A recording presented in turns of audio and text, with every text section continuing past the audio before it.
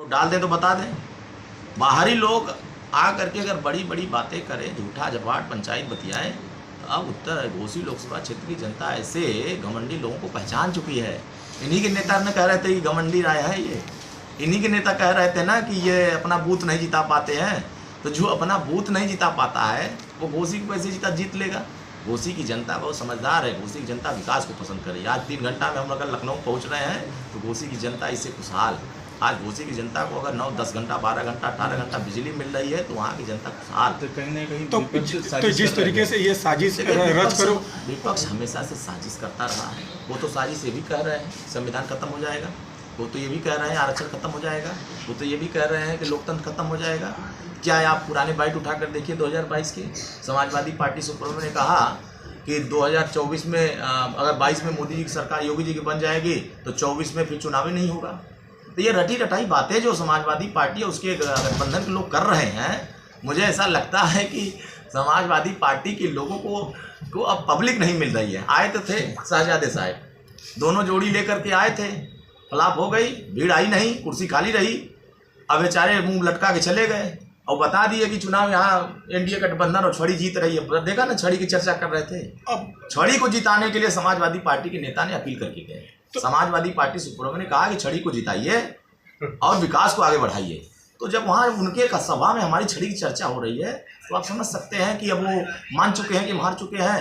NDA गठबंधन प्रत्याशी doctor Arvind Rajbhar भारी अंतर से घोसी जीतने जा रहे हैं। जिस तरीके से बातें निकलकर सामने आ रही है कि ये कहा जा रहा है कि बसपा या ओम प्रकाश राजभर ये कहीं ना कहीं भूमिहार, ठाकुर और ब्राह्मण कहीं ना कहीं विरोधी है, उनको तमाम तरह की जो चीज़ें हैं बोला गया है। लेकिन दूसरा चीज़ ये भी देखा गया कि बलिया के जो एक कद्दावर नेता समाजवादी पार्टी के रहे नारद राय, उनको ले जाकर बीजेपी में शामिल कराना आपके पिताजी ने एक बड़ा पहल किया। आप क्या कहेंगे इन दोनों चीज़ों को लेकर? सभी राजनीति में स्वतंत्र लोग होते हैं।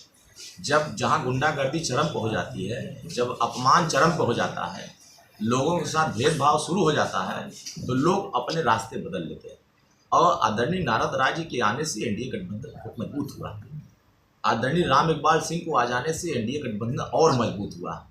और हमारे भरत भैया मधुबन से आए हैं, वो आने के बाद मजबूत हुआ है।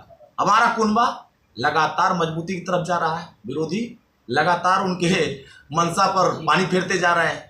देखें उन्हीं के दल के लोग, चाहे एडवोकेट रामहरि चौहान साहब आए हों हमारे साथ, भरत भैया आ गए हो, राम इकबाल सिंह आ गए, नारद राय जी आए, ये हमारे एनडीए गठबंधन को वोट बढ़ाने आए हैं। और किसका सरकार है? लेकिन इनको लाने में सबसे बड़ा पहल आपके पिताजी का ओम प्रकाश राजभर का रहा। क्या कहेंगे? देखिए यह लोग सब लोग जानते हैं कि माननीय अमित शाह जी को यह भरोसा है कि पूर्वांचल में अगर किसी को सम्मान के साथ आगे बढ़ाना है तो इनके साथ जुड़ करके सम्मान पाया जा सकता है। विरोधियों के मंचों पर देखा है समाजवादी पार्टी का तो हो गया लाठीचार्ज, गुंडागर्दी। अभी चुनाव वोट पड़ा नहीं, सपा के मंच पर राष्ट्रीय अध्यक्ष के सामने अगर गुंडागर्दी हो रहा है, लाठीबाजी जा रही है, गालियां बकी जा रही हैं, तो आप समझ सकते हैं कि इसी गुंडागर्दी खत्म करने के लिए जनता मन बनाई है कि 1 तारीख को वोट देंगे छड़ी पर और गुंडागर्दी खत्म करेंगे। देखिए समाजवादी पार्टी अब आने वाले समयों में जो संकल्प लिए हैं 2029 तक का, मुझे लगता है ये 27 में तो कुछ होना नहीं है उन लोगों से, 29 में भी कुछ होना नहीं है। ये 47 के बाद सोचे अब